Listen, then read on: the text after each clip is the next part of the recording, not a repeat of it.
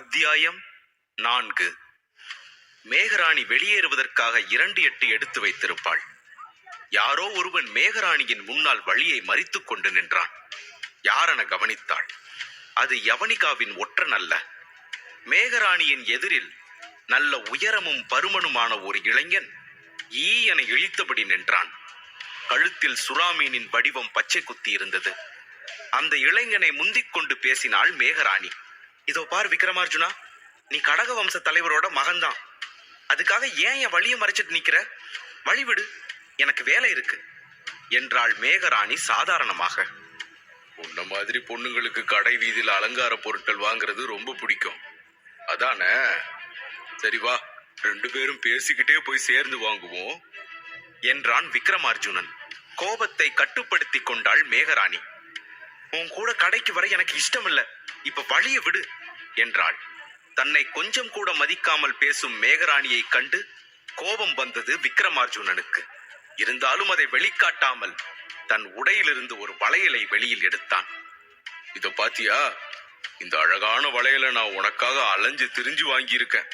இத வாங்கிக்கோ, உன் கைக்கு ரொம்ப அழகா இருக்கும் என்றான் விக்ரமார்ஜுனன். வேண்டாம் என்று மறுக்க நினைத்த போது மேகராணியின் கண்கள் அந்த வளையலில் பதிக்கப்பட்டிருந்த சிறு சிறு கற்கள் மேல் சென்றது. அவை சமரனின் சக்தியை அதிகரிக்க பயன்படலாம் என்ற எண்ணம் தோன்றவுமே தன் மனதை மாற்றிக்கொண்டாள். பேசாம வளையலை வாங்கிக்கலாம், அதுல பதிச்சிருக்கிற கற்களை எடுத்துக்கிட்டு வளையலை தூக்கி போட்டுடுறேன் என்று எண்ணினாள். அவளது கண்கள் வளையலை ஏதோ யோசனையோடு பார்ப்பதை கவனித்த விக்ரமார்ஜுனனின் உதட்டில் பெருமையான புன்னகை வந்தது. ஏன் யோசிக்கிற மேகா? தாரகிய வம்சம், கடக வம்சம் 2மே பாஞ்சால நகரத்தில் உள்ள ரொம்ப செல்வாக்கான வம்சங்கள் தானே. ஒருத்தருக்கு ஒருத்தர் பரிசு கொடுக்கிறது ஒன்னும் தப்பு இல்ல என்றான் விக்ரமார்ஜுனன். மேகராணிக்கு அவன் பேச்சு காதில் விழவே இல்லை. வளையலை வாங்க மேகராணி கைகளை நீட்டிய அந்த கணம் சமரனின் கரம் வந்து அவளது கைகளை பலமாக பிடித்து தடுத்தது. இவன் கொடுக்கறான்னு நீ வாங்குறியே, அறிவு இருக்கா உனக்கு? இவன் எப்படிப்பட்டவனு தெரியாத உனக்கு என்று கோபமாக கேட்டான் சமரன். விக்ரமார்ஜுனனின் பக்கம் திரும்பினான்.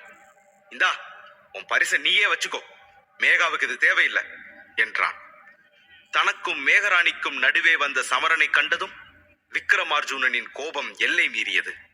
ஆனால் அங்கே மேகராணியும் இருந்ததால் தன்னை மிகவும் கட்டுப்படுத்தி கொண்டான்.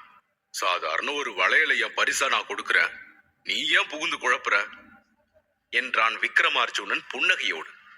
நீ பெண்களுக்கு எதுக்கு பரிசு கொடுக்கறன்னு நம்ம நகரத்துல இருக்கிறவங்க எல்லாருக்கும் தெரியும். உன் வேலைய வேற எங்கேயாவது காட்டு, எங்க கிட்ட வேண்டாம். இன்னொரு தடவை பரிசு அது இதுன்னு சொல்லிக்கிட்டு மேகாவை நெருங்குன அப்புறம் உன் உசுறு உனக்கு சொந்தமில்லை என்றான் சமரன் கடுமையாக. அதை கேட்டு விக்ரமார்ஜுனனின் கண்கள் சிவந்தன. அதை பார்த்த அடுத்த நொடியே கடகவம்ச வீரர்கள் மேகராணியையும் சமரனையும் சுற்றி வளைத்துக் கொண்டனர். கோபத்தில் கொதித்தான் சமரன். கொஞ்சம் கோபத்தை குறைச்சுக்கோ சமரா என்றார் மோதிரத்திற்குள் இருந்த வருணமித்திரர். ஆனால் விக்ரமன் அடங்கவில்லை. கேவலம் மகா சக்கர தேர்வுல 3 நட்சத்திரம் வாங்குற நீ என்ன மிரட்டுறியா? இது புலிய பார்த்து பூனை மிரட்டுறது போல இருக்கு என்றான் விக்ரமார்ஜுனன் கிண்டலாக. அதை கேட்டு சுற்றி இருந்தவர்கள் சிரித்தனர். அவமானத்தால் மேலும் ஆத்திரம் மூண்டது சமரனுக்கு. கொஞ்சம் பொறு சமரா, இவன் உன் எதிரி இல்ல. உன்னோட நோக்கம் சக்தியை அதிகரிச்சுக்கிட்டு யவனிகாவை தோக்கடிக்கிறது தான். அதனால உன் கோபத்தை கட்டுப்படுத்திக்கிட்டு இங்கிருந்து போயிடு, அதான் புத்திசாலித்தனம் என்றார் குருநாதர் வருணமித்திரர். அவர் கூறுவதை அனுசரித்து அங்கிருந்து செல்ல ஆரம்பித்தான் சமரன். அவனை பின்தொடர்ந்தாள் மேகராணி. விக்ரமார்ஜுனன் தொடர்ந்து ஏதோ சொல்ல அனைவரும் சிரித்தனர். அவமானத்தால் தலைகுனிந்து வேகமாக நடந்து தாரகிய அரண்மனை வந்தார்கள் மேகராணியும் சமரனும். யவனிகா அனுப்பிய ஒற்றனும் அவர்களை தொடர்ந்து கொண்டிருந்தான். நேராக தன் அறைக்கு போய் கதவை சாத்திக் கொண்டான் சமரன். இன்னும் எத்தனை அவமானத்தை நான் சுமக்கணும்? எப்பதான் எனக்கு பயிற்சி ஆரம்பிக்க போறீங்க என்றான் சமரன் தன் அறையில் நுழைந்ததும். மோதிரத்திலிருந்து வெளியே வந்தார் வருணமித்திரர். உன் ஆர்வத்தை பார்த்து ரொம்ப சந்தோஷமா இருக்கு சமரா. முதல்ல பெரிய பாத்திரத்துல சுடுதண்ணி எடுத்துக்கிட்டு வா என்றார் ஆணையிடும் குரலில். ஏதோ முனகியபடியே சென்று வெந்நீரை எடுத்து வந்தான்.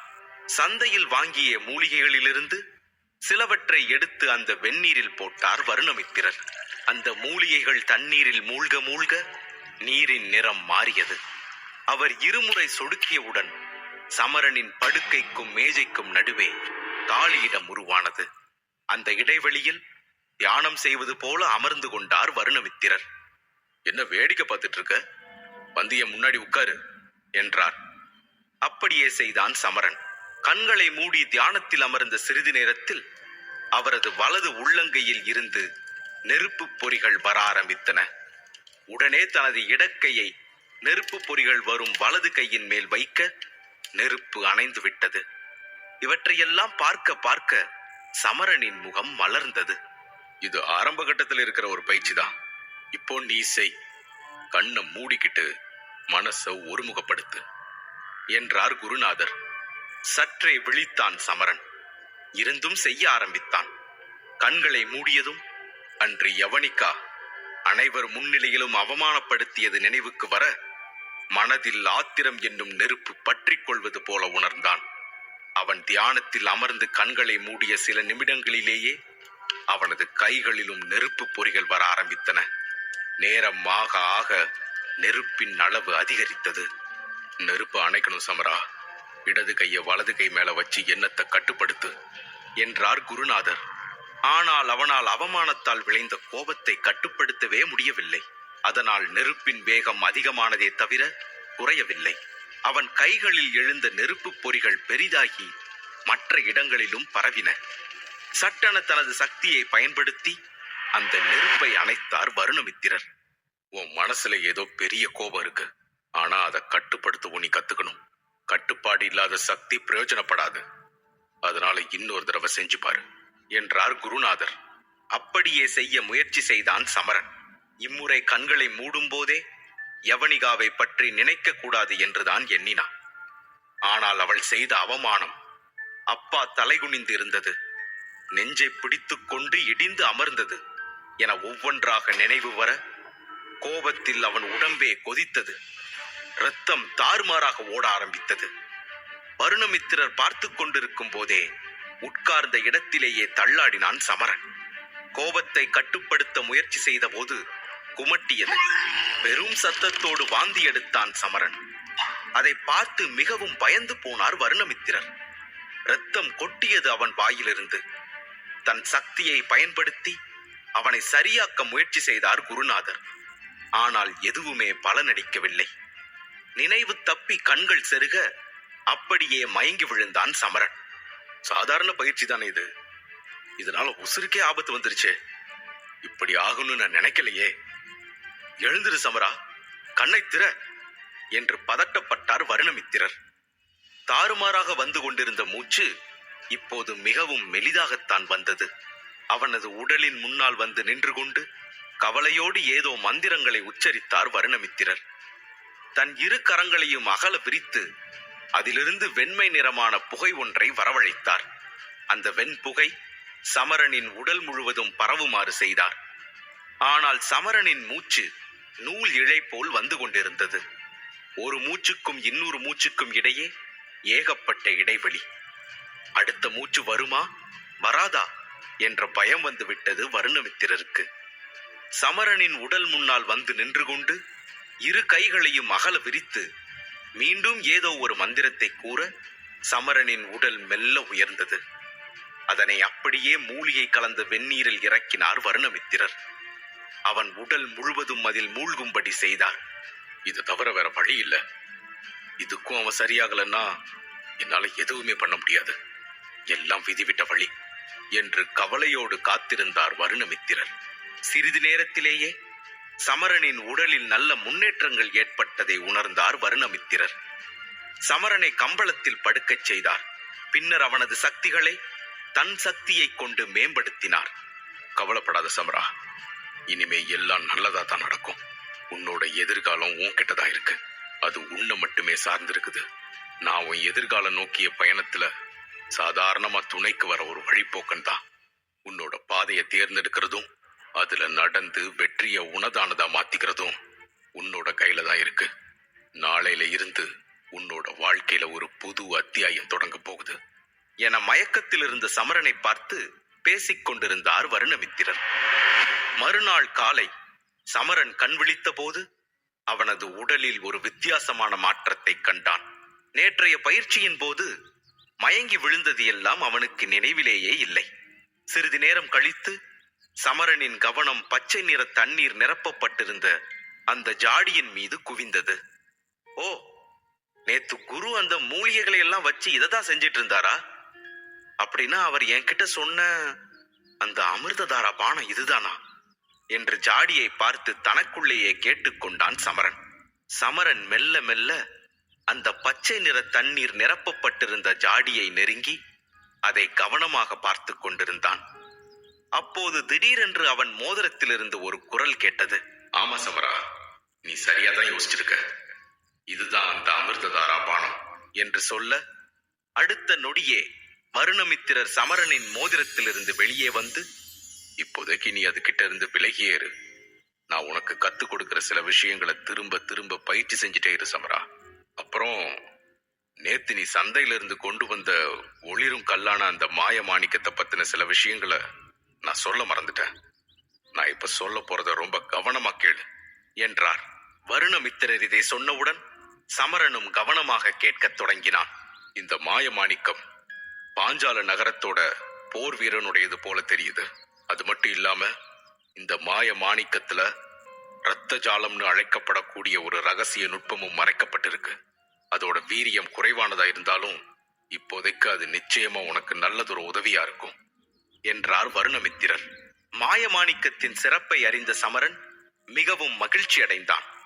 அவன் உற்சாகமடைந்து, நீங்க சொல்றதை என்னால நம்பவே முடியல.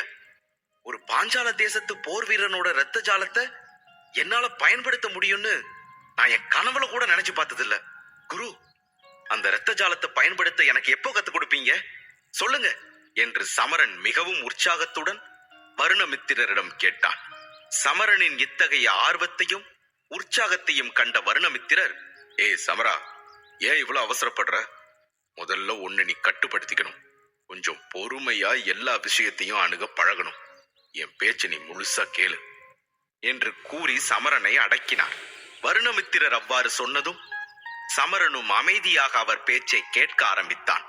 உன்னோட உடல் நட்சத்திரங்களும் பிரபஞ்ச நட்சத்திரங்களின் சக்தியும் ஒரே நேர்கோட்டில் இருக்கும் போது மட்டும்தான் இந்த இரத்த ஜாலத்தை உன்னால பயன்படுத்த முடியும். அப்போதான் இதோட சக்தியும் நாம எதிர்பார்க்கிற அளவுக்கு அதிகமா இருக்கும் என்றார் வருணமித்திரர். இதை கேட்டதும் சமரன் சற்று யோசனையில் ஆழ்ந்தான். அப்போது வருணமித்திரர் இரத்த ஜாலத்தை பற்றிய இன்னும் ஒரு ஆச்சரியமான விஷயத்தை சொன்னார். இன்னொரு முக்கியமான விஷயம், முதல்ல நீ உன்னோட சக்திய அடுத்த நட்சத்திர நிலைக்கு உயர்த்தியாகணும். அப்பதான் இந்த மாய மாணிக்கத்துல மறைஞ்சிருக்கிற இரத்த ஜாலத்தை உன்னால பயன்படுத்த முடியும் என்றார். இதை கேட்டதும் சமரன் வருணமித்திரரை கண்கள் விரிய பார்த்தான். அவனது முகத்தில் தோன்றிய மாற்றத்தை கவனித்த வருணமித்திரர், என்ன சமரா அப்படி பாக்குற? உனக்கு ஒரு விஷயம் வேணும்னா அதுக்கு நீ கடினமா உழைக்க தயாரா இருக்கணும். அப்பதான் நீ நினைச்சதை உன்னால அடைய முடியும். இல்லைன்னா உன் கையில இப்படியான ஒரு சக்தி இருக்குது அப்படிங்கறதையே நீ எப்பவும் மறந்துடணும். என்ன, நான் சொல்றது உனக்கு புரியுதா என்று சமரனை பார்த்து கேட்டார். வருணமித்திரர் அவ்வாறு கேட்டதும் சற்றே அதிர்ந்து போன சமரன், குரு, என்ன இப்படி சொல்லிட்டீங்க? அப்படின்னா கடின உழைப்புக்கும் இடைவிடாத பயிற்சிக்கும் நான் பயப்படுற ஆள்னு நீங்க நினைச்சிட்டீங்களா என்று அவரை பார்த்து கேட்டான். இல்ல சமரா, நான் அப்படி சொல்லல. இந்த மாய மாணிக்கத்துல ஒளிஞ்சிருக்கிற இரத்த ஜாலத்தை அவ்வளவு எளிதா பயன்படுத்த முடியாதுங்கிறத தான் நான் உனக்கு சொன்னேன். அதை நீ பயன்படுத்த நீ உன்னோட சக்திகளை அதிகரிச்சு ஆகணும் என்றார் வருணமித்திரர்.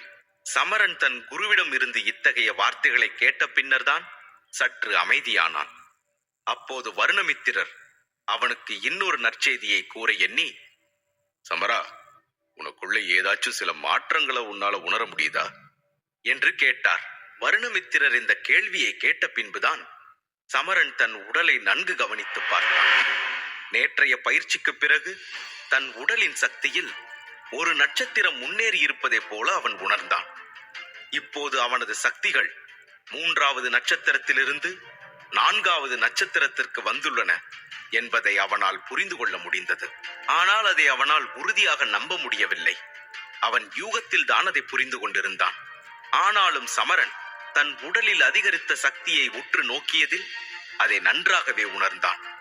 அவன் மகிழ்ச்சியில் ஏதோ சொல்ல வர அதற்கு முன்பே வருணமித்திரர், அப்புறம் இன்னொரு விஷயம் சொல்ல மறந்துட்டேன். நான் செஞ்ச இந்த அமிர்ததாரா பானம் சில மாதங்கள் கூட தாங்காது. அதனால நீ மறுபடியும் சந்தைக்கு போக தயாராகிக்க என்றார் சமரனை பார்த்து. வருணமித்திரர் இதை சொன்னதும் சமரன் அப்படியே திகைத்து போனான்.